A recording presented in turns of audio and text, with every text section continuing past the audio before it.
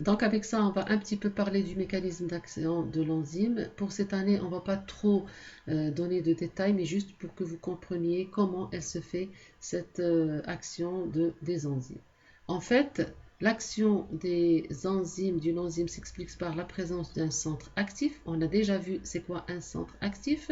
Zone particulière où s'effectue la reconnaissance enzyme-substrat. Réaction, donc il y a tout d'abord l'enzyme, elle doit reconnaître son substrat, d'accord. Après, il va y avoir réaction entre l'enzyme et le substrat, puis libération du produit. Alors le centre actif, on avait déjà vu que c'est la partie protéique de l'enzyme qui est soit liée d'une façon forte ou bien faible avec son cofacteur, d'accord. On en a vu déjà. Le centre aussi actif de l'enzyme est la région fonctionnelle de la molécule qui accueille bien sûr le substrat et qui va le transformer en produit. Alors, donc les enzymes, ils se différencient des catalyseurs chimiques par ce qu'on va voir tout de suite et qu'on a vu déjà au début du cours, c'est que les enzymes, elles sont tous spécifiques. Spécifiques, on avait dit, spécifiques au substrat, spécifiques au genre de la réaction. Elles sont même stéréospécifiques, c'est-à-dire elles sont stéréospécifiques, c'est-à-dire elles sont spécifiques vis-à-vis, par exemple, est-ce qu'on a donc est-ce qu'on est le substrat est cis ou trans, L ou T, alpha ou bêta, etc. Donc ça, c'est ce qu'on avait appelé spécificité absolue. Donc tout ça les différencie bien sûr des catalyseurs chimiques qui ne sont pas du tout spécifiques.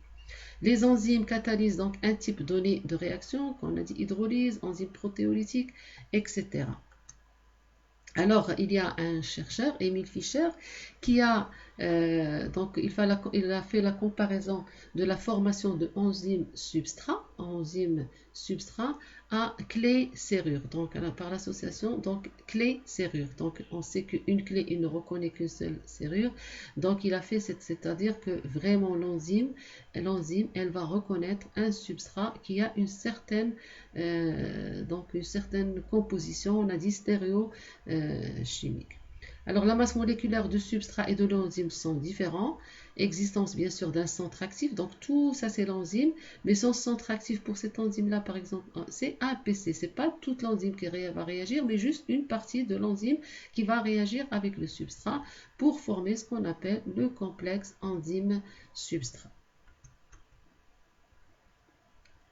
On peut expliquer donc l'activité catalytique d'une enzyme en tenant compte bien sûr d'une zone dont la configuration spatiale elle permettra à l'enzyme de la reconnaître. Donc on a tout d'abord on doit passer par la formation du complexe ES.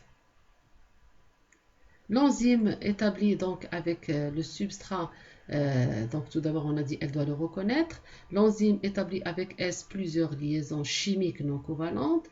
Existence entre la structure de S et E, donc de substrat et E, une complémentarité de structure qui permet ces interactions non covalentes de nature électrostatique à condition bien sûr qu'il y ait une distance minimale entre les deux atomes.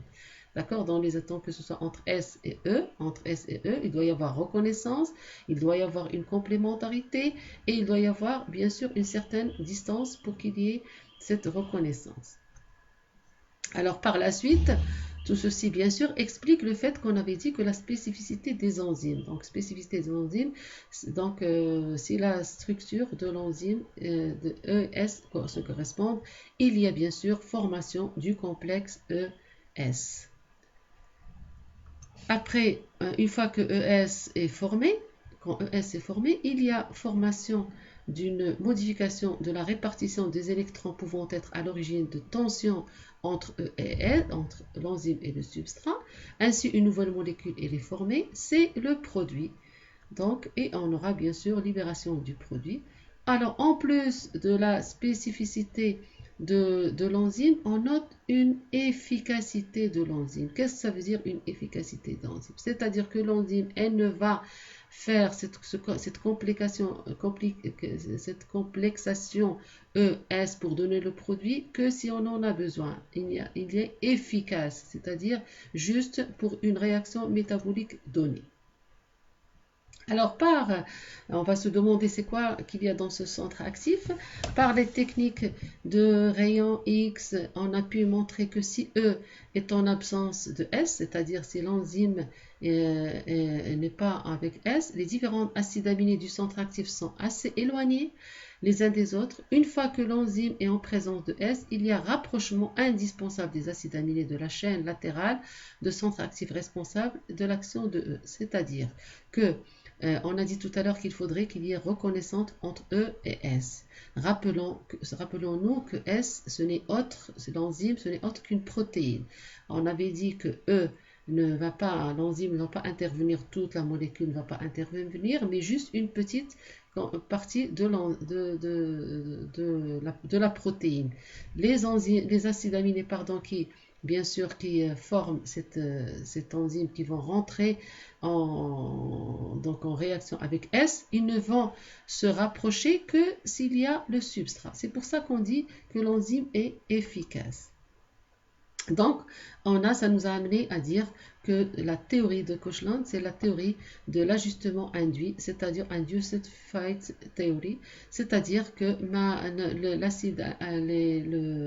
le site actif ne va se former que si on a besoin de faire la réaction E plus S. Le centre actif, donc, il présente une structure compatible permettant la catalyse de la réaction. Alors, en faisant des études biochimiques, chimiques plus poussées, on a trouvé que, en fait, dans les acides aminés qu'on reconnaît, il y a 7 acides aminés qu'on trouve en général. Ce n'est pas toujours les mêmes, mais on trouve soit l'un, soit l'autre, soit tous. Alors, en général, dans les centres actifs, on trouve toujours lysine, sérine, histidine, cystéine, tyrosine, acide aspartique et acide glutamique. Toujours, on trouve au moins l'un de ces acides aminés. Le complexe ES est dans un état de moindre énergie car ces changements provoqués par la présence de S sont compensés par d'autres changements de configuration qui n'intéressent pas le centre actif, ce qui donne une structure stable à ce complexe. D'accord ? Par la suite, par la suite, bien sûr, ES, il va donner, on a dit, E plus P. Alors, pour l'étude de ce S, on a utilisé ce qu'on appelle les pseudo-substrats. C'est quoi un pseudo-substrat? Le pseudo-substrat, c'est une structure voisine de S. L'enzyme forme le complexe E pseudo-substrat, mais la réaction n'a pas eu lieu, ne peut pas avoir lieu parce que ce n'est pas son substrat réel.